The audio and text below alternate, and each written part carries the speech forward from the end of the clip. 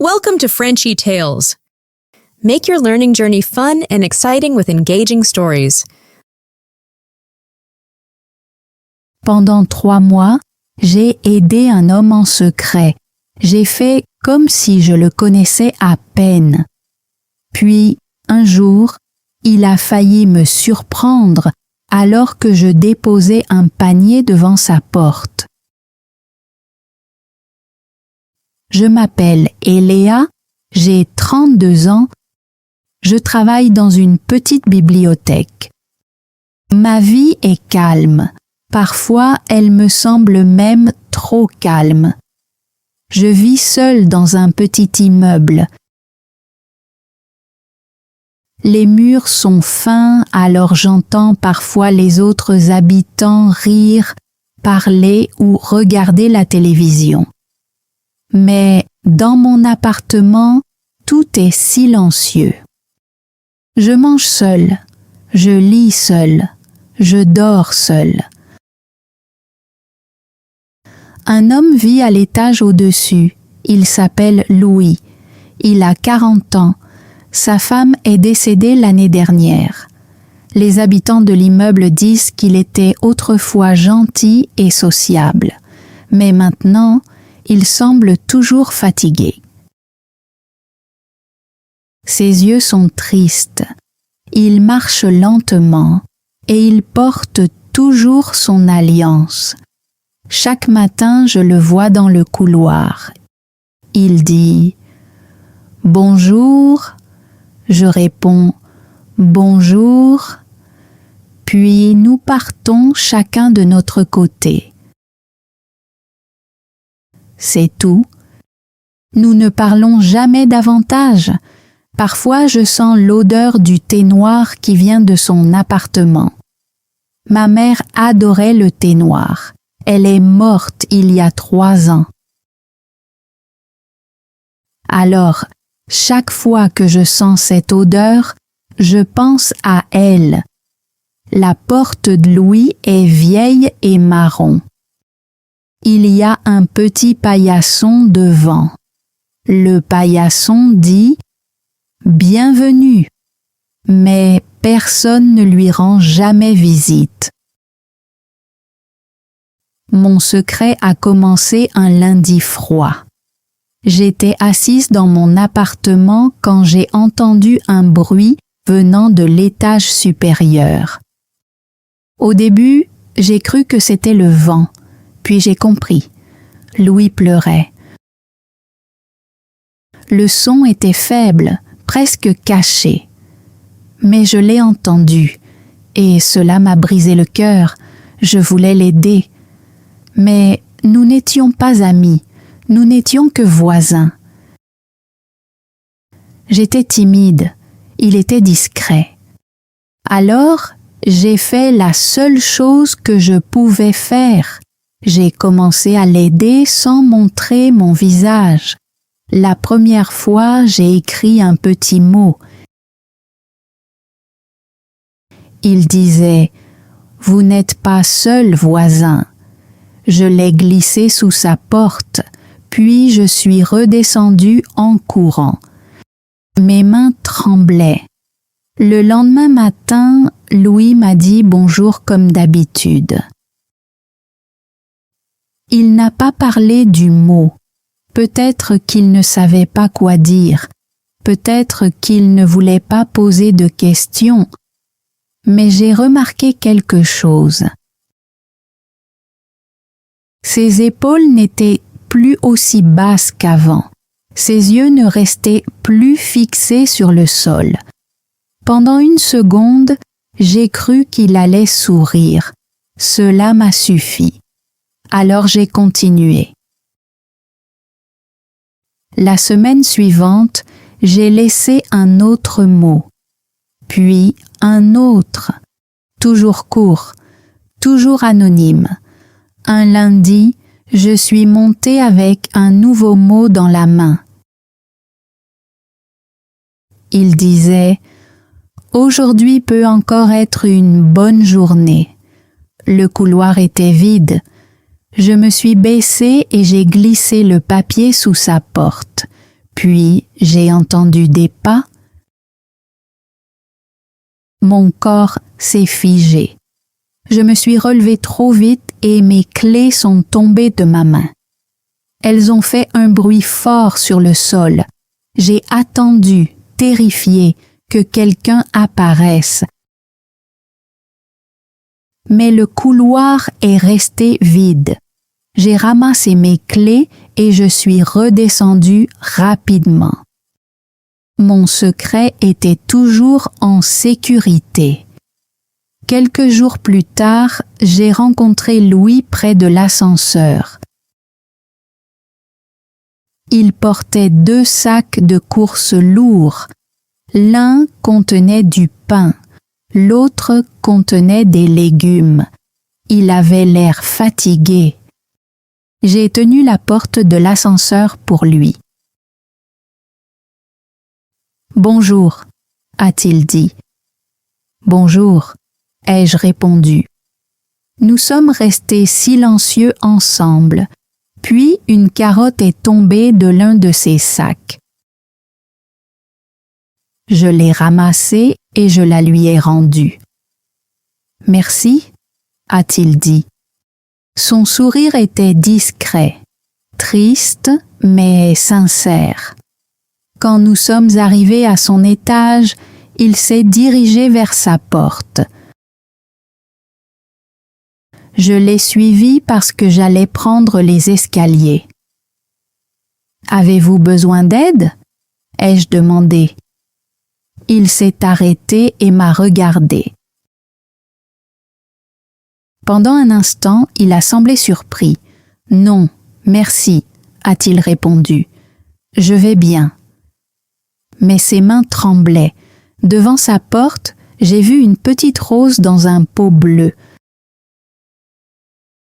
La fleur était rose, mais les feuilles étaient sèches. Louis la regardait avec douceur. « Ma femme aimait les roses » a-t-il dit. C'était la première fois qu'il parlait d'elle.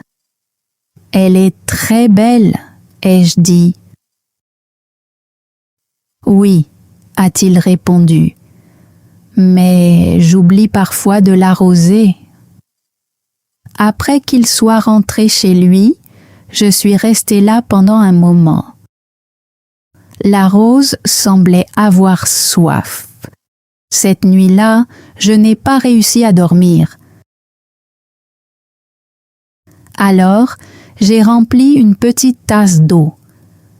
Quand l'immeuble est devenu sombre et silencieux, je suis montée à l'étage. J'ai versé l'eau dans le pot bleu. La terre était si sèche qu'elle a absorbé l'eau immédiatement. Louis ne l'a jamais su. Mais moi, je me suis sentie heureuse. C'était un autre petit secret. Quelques nuits plus tard, la pluie frappait doucement contre ma fenêtre. J'étais en train de lire quand j'ai entendu Louis tousser à l'étage, encore et encore. Sa toux était profonde et douloureuse. J'ai posé mon livre et j'ai écouté. Puis, la toux s'est arrêtée. Le silence m'a inquiété encore plus. Qui s'occupe d'un homme seul quand il est malade? Je suis allée dans ma cuisine. J'avais des carottes, des pommes de terre, du poulet. Alors j'ai préparé de la soupe.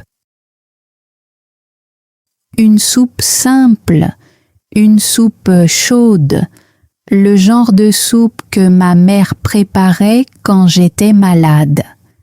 Elle disait toujours que la soupe pouvait aider le corps et le cœur. Quand elle a été prête, je l'ai versée dans un bol et je l'ai couvert. Puis, j'ai écrit un mot. D'un voisin, prenez soin de vous. Je n'ai pas signé mon nom, pas encore. J'ai porté le bol à l'étage.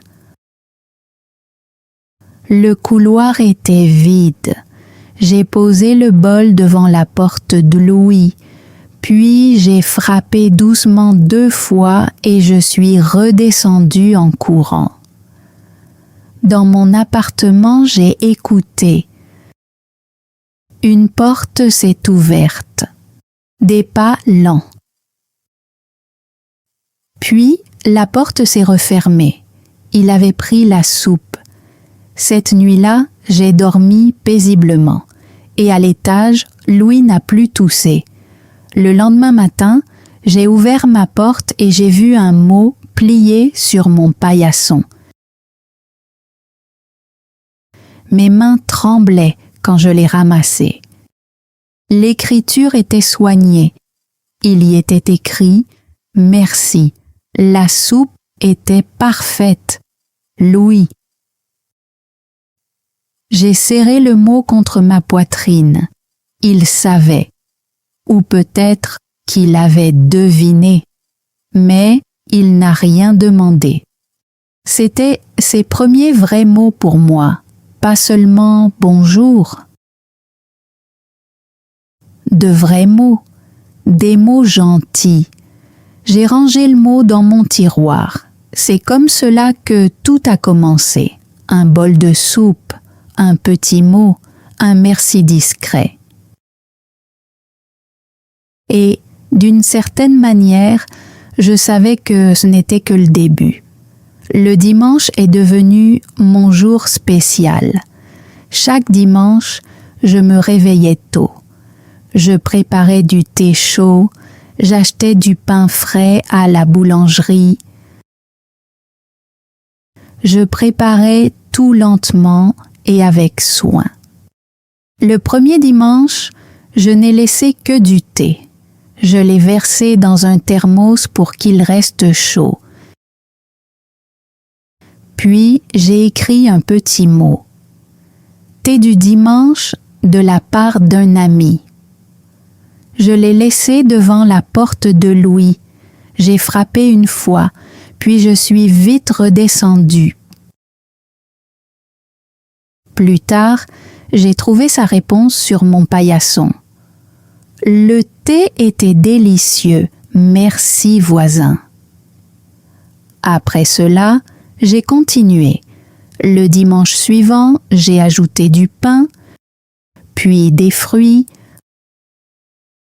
parfois de la confiture, parfois du beurre, de petites choses, des choses simples. Mais elles étaient importantes. J'arrosais aussi la rose quand personne ne regardait. Le dimanche matin, tout était calme. La plupart des gens dormaient encore. Le couloir restait vide. C'était le moment parfait pour ma gentillesse secrète. Chaque semaine, la rose allait mieux. Les feuilles devenaient plus vertes. La fleur s'ouvrait davantage. Elle semblait revivre. Et Louis changeait lui aussi. Ses mots devenaient plus longs. Un jour, il a écrit « Les dimanches me semblent plus faciles maintenant. » Un autre mot disait « Ce pain me rappelle la maison. Ma femme achetait le même. » J'ai gardé tous ces mots dans mon tiroir. 10 mots, 15 mots, puis 20. Parfois, je les lisais le soir. Ils me faisaient sourire. Il ne connaissait pas mon nom et je ne le lui disais pas. Pas encore. Pour le moment, les mots suffisaient. Le thé suffisait. Cette gentillesse silencieuse suffisait. Mais les secrets ne restent pas cachés pour toujours. Un mercredi après-midi, je suis allée chercher mon courrier. Près des boîtes aux lettres, 2 femmes parlaient. Cora et Beth. Elles ne m'ont pas vue. Alors je me suis arrêtée. Elle parlait de Louis. Le pauvre, dit Cora, 1 an tout seul. Il devrait tourner la page. C'est trop tôt, répondit Beth. Sa femme est morte seulement l'année dernière. Puis Beth baissa la voix. J'ai vu de la nourriture devant sa porte. Quelqu'un lui laisse des choses. Mon estomac se serra. Qui? Demanda Cora. Je ne sais pas. Peut-être la fille calme qui habite à l'étage. Elle parlait de moi. Mon visage devint brûlant. Je suis partie sans prendre mon courrier. Ce soir-là, j'ai vu Louis dans la laverie. Cora est entrée elle aussi. Elle a regardé Louis, puis elle m'a regardé. Son sourire était étrange. « Bonjour vous deux, dit-elle. La pièce est devenue inconfortable. Louis a détourné le regard. Cora a dit « Une belle soirée pour prendre un nouveau départ. » Louis a compris ce qu'elle voulait dire. Son visage a changé. Ses vêtements étaient encore mouillés, mais il les a sortis de la machine et il est parti rapidement. Après cela, j'ai eu peur. Les gens regardaient, les gens parlaient. Cette nuit-là, je n'ai rien laissé devant la porte de Louis. Pas de mots, pas de nourriture, pas de thé. Mais quand le dimanche est arrivé, je n'ai pas pu m'arrêter. Je me suis réveillée à 5 heures du matin. L'immeuble dormait encore. J'ai laissé du thé devant sa porte. J'ai arrosé la rose. Et j'ai écrit un mot. N'écoutez pas les autres. Prenez votre temps. Nous protégions tous les deux le secret maintenant. Le vendredi soir, une tempête est arrivée. La pluie frappait fort contre les fenêtres. Le tonnerre faisait trembler l'immeuble. Je ne pouvais pas dormir. Puis j'ai vu la rose devant la porte de Louis à travers la fenêtre du couloir. Le vent a renversé le pot. La tige s'est cassée. La fleur rose est tombée. Mon cœur s'est serré. Louis allait être triste quand il la verrait. Puis j'ai entendu autre chose venant de l'étage. La toux d'un enfant. Pas Louis. Un enfant. La toux était forte et douloureuse. Puis j'ai entendu un enfant pleurer. Quelqu'un lui rendait visite. Peut-être sa sœur. Peut-être sa nièce. Je suis allée dans ma salle de bain et j'ai trouvé des pastilles contre la toux et de l'huile chaude. Ma mère me les avait données il y a longtemps. Je les ai mises dans un petit sac. Puis j'ai écrit un mot. Et frotté la poitrine avec de l'huile chaude. Donné seulement 2 pastilles contre la toux. Mélangé du miel avec de l'eau chaude. Garder l'enfant au chaud. J'ai mis mon manteau et je suis montée. La tempête faisait toujours rage. J'ai laissé le sac devant la porte de Louis, j'ai frappé une fois et je suis redescendue en courant. Plus tard, la toux est devenue plus faible, puis elle s'est arrêtée. Le lendemain matin, un long mot m'attendait. Chère voisine, votre aide a sauvé notre nuit. Ma nièce était malade, ma sœur avait peur. L'huile et les médicaments ont aidé. Elle dort maintenant. Merci. Louis. Je me suis assise avec des larmes dans les yeux. C'est pour cela que j'aidais. pas pour recevoir des compliments, mais parce que la gentillesse peut changer une nuit. La rose était cassée, mais ce n'était pas grave. Une nouvelle pouvait pousser. Le mardi est arrivé, ensoleillé et chaud. J'ai porté un panier à l'étage. Des pommes, des oranges, des raisins. Le panier était lourd, mais magnifique. Je l'ai posé avec soin devant la porte de Louis. Mais avant que je puisse me relever, la porte s'est ouverte. Trop vite. Mon cœur a bondi. Louis était là. Ses yeux étaient grands ouverts. Ses clés sont tombées de sa main et ont frappé le sol. « Attendez », a-t-il dit, mais je ne pouvais pas attendre.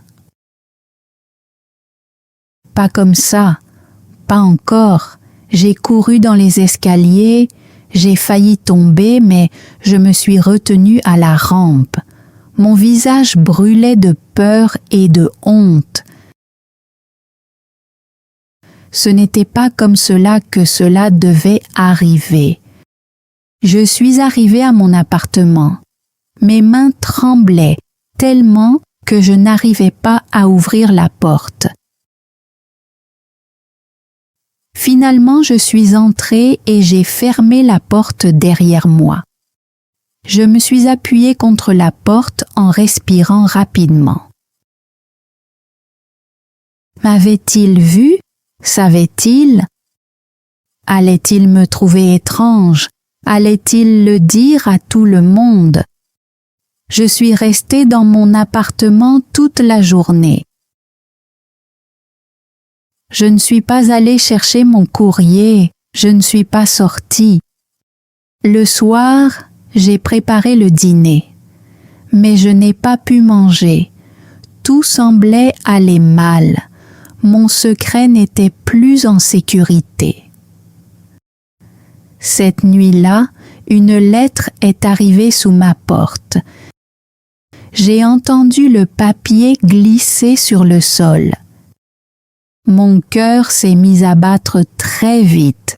Je l'ai ramassé et je me suis assise. L'écriture était soignée et appliquée. Elle commençait par 2 mots. Mon ami. J'ai lu lentement. Mon ami, merci, pas seulement pour aujourd'hui, mais pour tout. Merci pour la soupe, le thé, les médicaments, les mots et les fruits. Vous m'avez aidé à respirer de nouveau. Vous m'avez aidé à espérer de nouveau. Je ne connais pas votre nom, mais je connais votre cœur. Il est bon et gentil. S'il vous plaît, n'ayez pas honte. Ne vous enfuyez pas. Je comprends la peur. Je comprends les secrets. Prenez votre temps. Quand vous serez prête, nous pourrons nous rencontrer. En attendant, je vous suis reconnaissant. Votre ami Louis.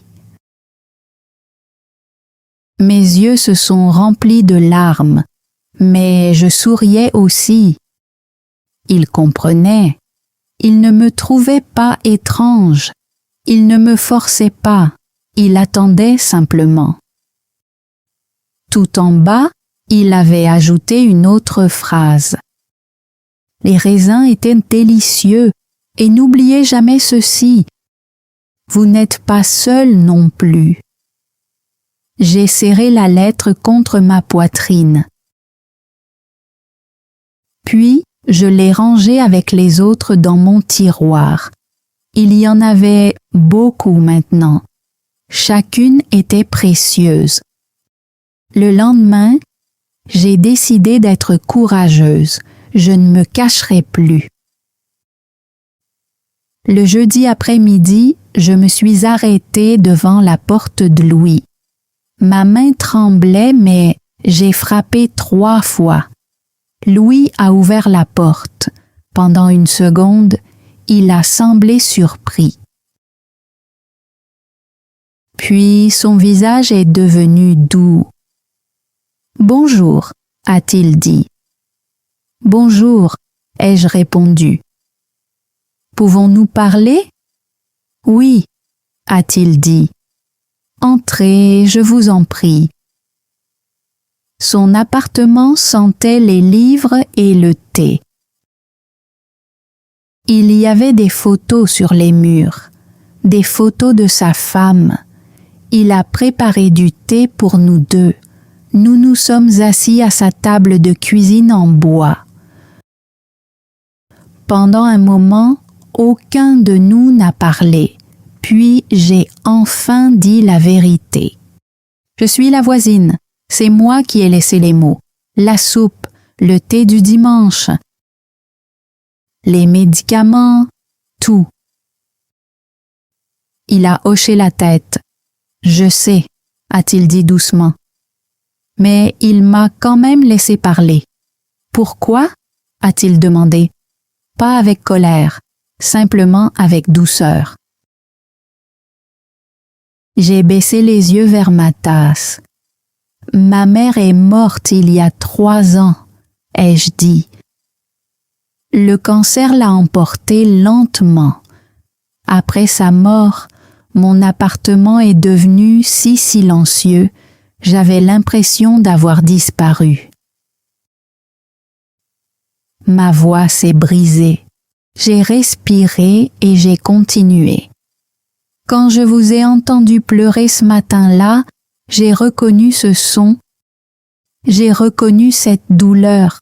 Je ne pouvais pas frapper à votre porte, j'avais trop peur, mais je pouvais laisser de petites choses. Louis a tendu la main au-dessus de la table et a touché la mienne pendant une seconde. Ce n'était pas de petites choses, a-t-il dit.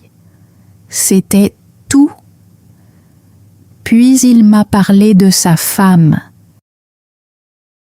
Elle avait été malade pendant 2 ans. Les hôpitaux, l'espoir, la peur, puis le silence. Nous sommes différents, a-t-il dit, mais nous connaissons le même type de solitude. J'ai hoché la tête. La douleur reconnaît la douleur. Nous sommes restés silencieux. Le soleil était bas dans le ciel. Une lumière orange remplissait la pièce. « Merci de m'avoir vu, » a dit Louis. « Pas comme un pauvre veuf, juste comme un homme qui avait besoin d'aide. »« Merci de m'avoir comprise, » ai-je répondu, et de ne pas avoir jugé mon secret. Puis Louis s'est levé. « Je veux vous montrer quelque chose. » Il a pris une petite boîte en bois sur une étagère. Il s'est assis à côté de moi et l'a ouverte avec précaution. À l'intérieur, il y avait des papiers. Beaucoup de papiers. Tous mes mots. Chaque mot que j'avais écrit. Même le tout premier. Vous n'êtes pas seul, voisin. J'ai retenu mon souffle. Vous les avez gardés? Oui, a-t-il répondu. Ils m'ont aidé à continuer à vivre. Il a pris un des mots. Aujourd'hui peut encore être une bonne journée. Celui-ci est arrivé pendant une très mauvaise journée, a-t-il dit. Je n'avais pas mangé, je n'avais pas quitté mon lit. Puis j'ai trouvé ce mot. Il en a pris un autre. Le soleil brille aussi pour vous. Ma femme disait quelque chose de semblable, a-t-il dit. Je ne sais pas comment vous l'avez su. Je ne le savais pas, ai-je murmuré. Les mots sont simplement venus. La boîte était ouverte entre nous. Elle était remplie de papier, mais elle semblait remplie de quelque chose de plus grand. De la gentillesse, de l'espoir, la preuve que même des inconnus peuvent prendre soin les uns des autres. Et maintenant, ai-je demandé. Louis a refermé la boîte doucement. Nous ne devons pas nous précipiter, a-t-il dit. Nous avancerons par petits pas. D'abord des amis, ai-je dit. Il a souri. Oui, des amis. Peut-être du thé parfois, ai-je proposé. Peut-être des promenades, a-t-il ajouté. Peut-être que nous planterons une nouvelle rose, ai-je dit. Son sourire est devenu plus grand. Une nouvelle rose pour un nouveau départ. Le samedi matin est arrivé, lumineux et doux. Le printemps était dans l'air. Louis et moi sommes allés dans une jardinerie. Il y avait des roses rouges, des roses blanches et des roses jaunes. Mais nous avons choisi une rose rose. Comme l'ancienne rose. Mais plus forte, ai-je dit. La vendeuse nous a donné de la bonne terre. Les roses ont besoin d'attention, a-t-elle dit. Louis et moi nous sommes regardés.